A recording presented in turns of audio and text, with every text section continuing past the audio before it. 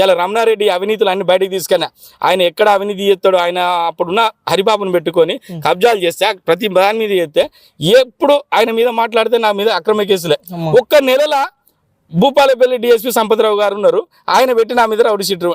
నేను ఎవరిని ఇంతవరకు గుంట భూమి సుత కబ్జా చేయలే, నన్ను ల్యాండ్ గ్రాబర్ కింద పెట్టిండు. ఇప్పటికైనా దూరం ఇప్పుడు మళ్ళీ ఆ డిఎస్పీ గారే మా ఎమ్మెల్యే గారు మళ్ళీ తీసుకొచ్చుకున్నాడు. ఆయనే ఉన్నాడు ఇప్పుడు రమణారెడ్డి దగ్గర చేసిన డిఎస్పీ గారే మళ్ళీ ఇప్పుడు సత్యనారాయణ గారు తీసుకొచ్చుకున్నారు. మరి ఇప్పుడు ఆయనే చెప్పాలి మరి కేసులను.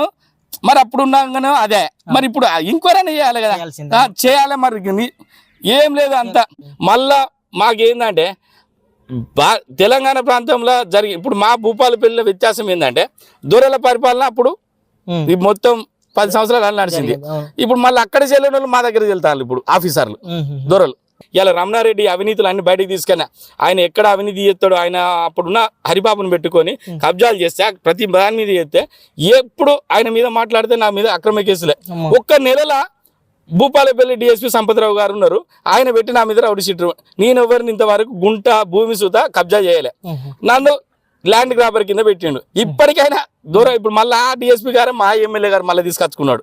ఆయనే ఉన్నాడు ఇప్పుడు రమణారెడ్డి దగ్గర చేసిన డిఎస్పీ గారే మళ్ళీ ఇప్పుడు సత్యనారాయణ గారు తీసుకొచ్చుకున్నారు. మరి ఇప్పుడు ఆయనే చెప్పాలి మరి కేసులను. మరి అప్పుడు ఉన్నాగానే అదే మరి ఇప్పుడు ఇంక్వైరీ చేయాలి కదా, చేయాలి. మరి ఏం లేదు అంతా.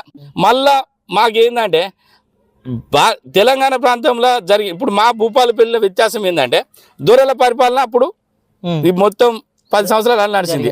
ఇప్పుడు మళ్ళీ అక్కడ చెల్లిన వాళ్ళు మా దగ్గరికి వెళ్తారు ఇప్పుడు ఆఫీసర్లు దొరలు.